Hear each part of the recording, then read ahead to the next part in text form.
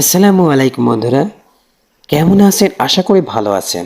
আজকে আমরা জানব হযরত জাকারিয়া আলাইসাল্লামের জীবনে ঘটেছে অলৌকিক ঘটনা।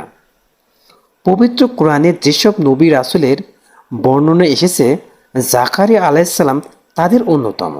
মহান আল্লাহর প্রেরিত পুরুষের জীবনে ছিল অলৌকিক ঘটনা বলে বর্ণিল।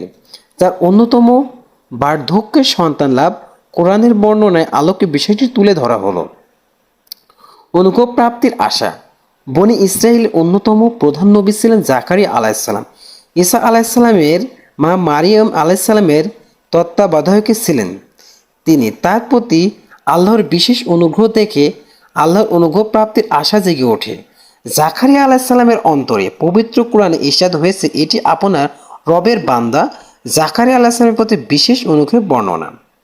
তিনি গোপনে তার রবকে ডাকেন। তিনি বলেন, হে রব, আমার অস্থি দুর্বল হয়ে পড়ে, বার্ধক্যে আমার মাথা শুভ্রজ্জ্বল হয়েছে। হে আমার প্রতিপালক, আপনাকে ডেকে আমি কখনো ব্যর্থ হয়নি। আমি সংখ্যা করি আমার পরা আমার সৌগোত্রদের সম্পর্কে আমার স্ত্রী বন্ধা, সুতরাং আপনি আপনার পক্ষ থেকে আমাকে উত্তরাধিকারী দান করুন। সূরা মারিয়াম আয়াত 2-5। আল্লাহর অলৌকিক অনুগ্রহ। জাকারিয়া আলাইসাল্লামের স্ত্রী বন্ধা ছিলেন, বয়সও অনেক হয়, কিন্তু তাদের কোনো সন্তান ছিল না। তবে আল্লাহর অনুগ্রহের প্রতি তারা হতাশ ছিলেন না, তাই গোপনে আল্লাহর কাছে দোয়া করতে থাকেন তিনি। ইরশাদ হয়েছে, আর জাকারিয়া মহান রবকে ডাকতে শুরু করে, হে আল্লাহ, আমার রব, আমাকে একাকী ছেড়ে দিবেন না। আপনি সর্বোত্তম উত্তরাধিকারক। আমি তার ডাকে সাড়া দিই, ইয়াহিয়া নামে একজন সন্তান দিই এবং তার স্ত্রীকে উপযুক্ত করে তুলি। তারা কল্যাণকর কাজে অগ্রগামী ছিলেন। আমাকে তারা আগ্রহ ও ভয়ে ডাকত, আসলে তারা আমাকে অনুগত ছিল। সূরা আম্বিয়া আয়াত 89-90। আল্লাহর কাছে গোপনে দোয়া। জাকারিয়া আলাইসাল্লামের তার স্ত্রীর দাম্পত্য জীবনে ছিল আনন্দে ও ভরপুর। জাকারিয়া আলাইসাল্লাম ছিলেন বনি ইসরায়েলের বংশধর। তার স্ত্রীর নাম ইতিহাস বা তাফসিরে গ্রন্থে উল্লেখ হয়নি, তবে খতিব আল উমারি তার নাম ঈশা না বলে উল্লেখ করে। আর জাকারিয়া আলাইসাল্লামের স্ত্রী ছিলেন মারিয়মের মা ও ইমরান আলাইসাল্লামের স্ত্রী নাহয়ের বোন। আল্লাহ তাআলা জাকারিয়া আলাইসাল্লামকে একজন সুসন্তান দান করেন। তার জন্মের আগে সন্তানের নবী হওয়ার সুসংবাদ দেন। আল্লাহ তাআলা বলেন, অথবা তার মরিয়মের রব তাকে কবুল করেন এবং উত্তম রূপে গড়ে তোলেন। জাকারিয়া তার তত্ত্বাবধান করেন।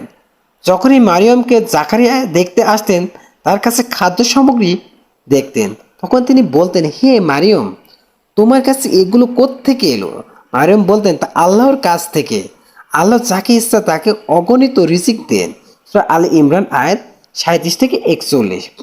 আল্লাহর পরীক্ষা। আল্লাহ তাআলা জাকারিয়া আলাইহিস সালামের পরিবারের উপর বিশেষ অনুগ্রহ করেছিলেন। আল্লাহ স্বয়ং তার সন্তানদের সুন্দর নাম রাখেন। ইয়াহিয়া আলাইহিস সালামের নামে এর আগে কারোর নামও রাখা হয়নি। নবীদের মধ্যে বিরল সম্মাননার পাশাপাশি ইয়াহিয়া আলাইহিস সালামের উপর অনেক পরীক্ষা উত্তীর্ণ হতে হয়। দিনের উপর অবিচল ও কঠিন অবস্থা ধৈর্য ধারণ করে নিজের একনিষ্ঠতার প্রমাণ দিতে হয়। নিজ জাতি বিশ্বাসঘাতকতা করে জাকারিয়া আলাইহিস সালামও পরবর্তী সময় ইয়াহিয়া আলাইহিস সালামকে হত্যা করে।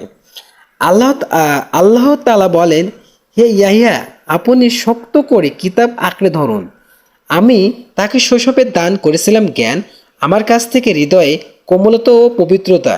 সে ছিল মুত্তাকি পিতা, মাতার প্রতি অনুগত এবং সে ছিল না উদ্ধত ও অবাধ্য। তার প্রতি শান্তি যেদিন সে জন্ম লাভ করে, যেদিন সে জীবিত অবস্থায় উত্থিত হবে। সূরা মারিয়াম আয়াত 12-15। সন্তানের মাধ্যমে আল্লাহ তাআলা জাকারিয়া আলাইহিস সালামের প্রতি অনুগ্রহ করলেও তার বংশধারা অব্যাহত ছিল না, বরং ইয়াহিয়া আলাইহিস সালাম পর্যন্ত তার বংশধারা জারি থাকে।